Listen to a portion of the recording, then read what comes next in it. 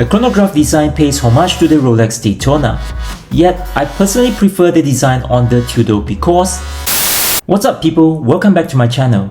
Here is all you need to know about Tudor's latest Black Bay Chrono. I promise I'll make this the most detailed review of this piece in this very short video.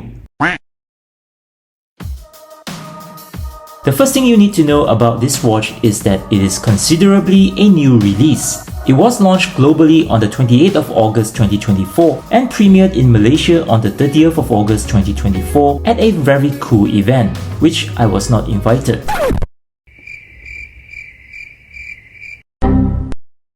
The Black Bay Chrono is not a limited edition, but it is a boutique edition.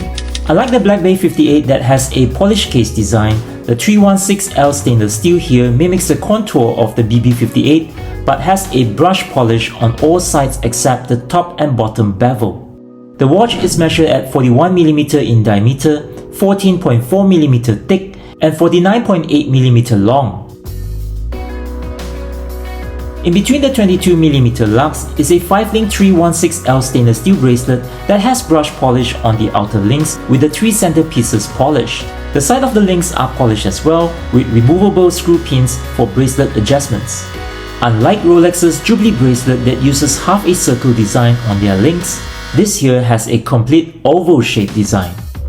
For the time being, this is the only bracelet that comes with the blue dial. The bracelet tapers down to 15.9mm. The Tudor T-fit clasp here is also stainless steel with a brush and polish finished. The new T-fit clasp, which is now used in their latest models, is impressive with its sleek design, free of adjustment holes on the polished sides, giving it a clean, streamlined appearance.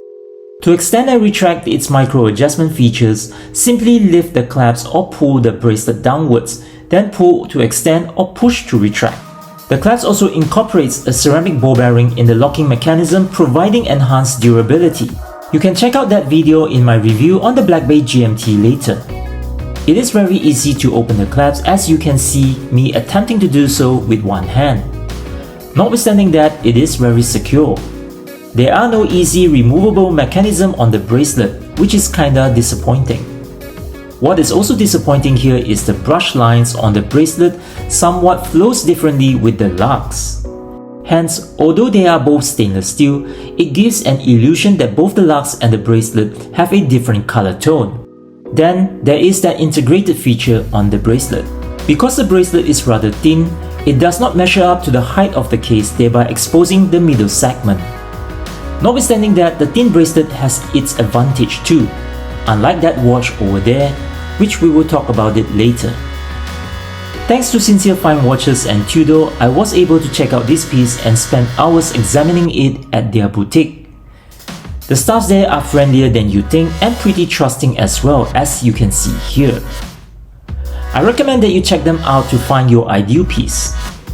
If you haven't subscribed to my channel yet, I would really appreciate if you could hit that like and subscribe button, as it will really help the channel grow and allows me to review more watches for you.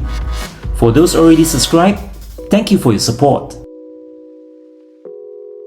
The closed case back here features the words Tudor Geneva Caliber Manufacturer, and underneath it is a caliber MT5813, which is based on the breitling caliber B01, which uses a column view with a vertical clutch.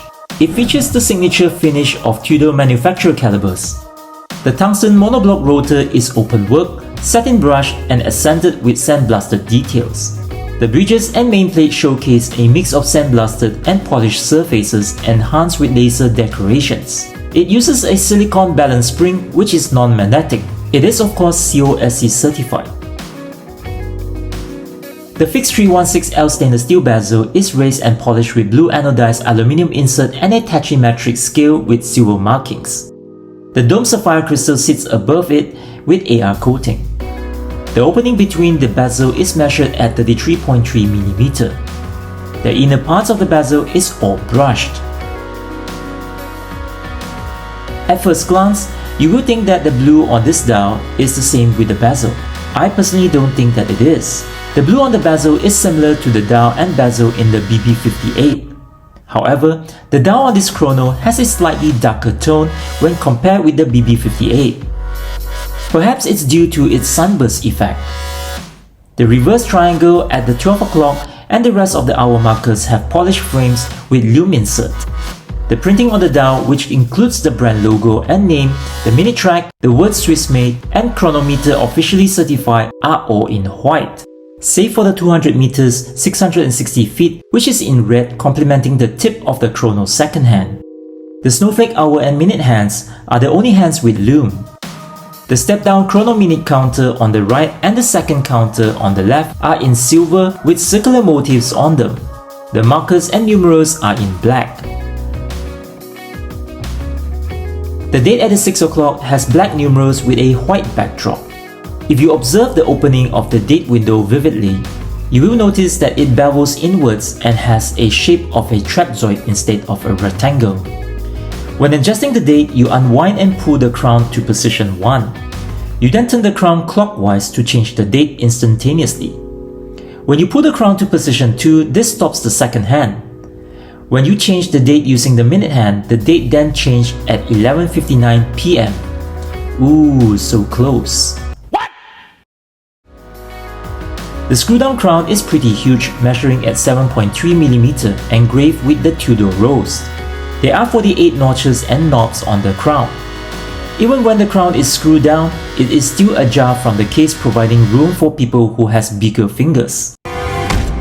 The crown sits parallel with the pushers that has a polished surface located at the 2 and 4 o'clock position.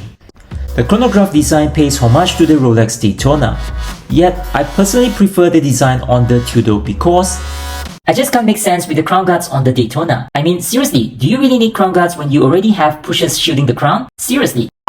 The screw lock mechanism on the pushers have 22 notches and knobs on them, and they are measured at 5.8mm. The thing about screw lock pushers is that when you unscrew them, it leaves a big gap between it and the case. Personally, I prefer pushers without the screw lock mechanism. Unscrewing them is a hassle and it takes too long when you need to use them quickly, especially for measuring speed. It's kind of ironic when you think about it. It does take quite a lot of pressure to push that pusher at the 2 o'clock to start the chronograph. To stop it, it takes less pressure. To reset the chronograph second hand, less strength is also required to push the 4 o'clock pusher. This is not a flyback chronograph. Tudor provides a 5-year transferable guarantee with no registration or periodic maintenance checks required. All of this at the following MSRP. My thoughts? Comparing this with the Black Bay Chrono Panda, I feel that the blue has a lot more elegance in it. Perhaps it has to do with the blue, which is considered one of the most popular color for watches. I mean for men. Or maybe it's that sunburst dial and that Jubilee bracelet which gives it more shine. The Chrono Panda comes with a 3-link bracelet which is a lot heavier, and that's because the bracelet is chunkier and does not tapers down like the Jubilee bracelet. Overall, I think the blue is an awesome piece to own. Between the blue, the black, and the white dial, the blue would be my preferred choice. Unless this is also on the table. Anyway, that's just my personal opinion. But what do you think? Feel free to drop your comments below and I'll catch you in the next review. Take care now, bye bye now.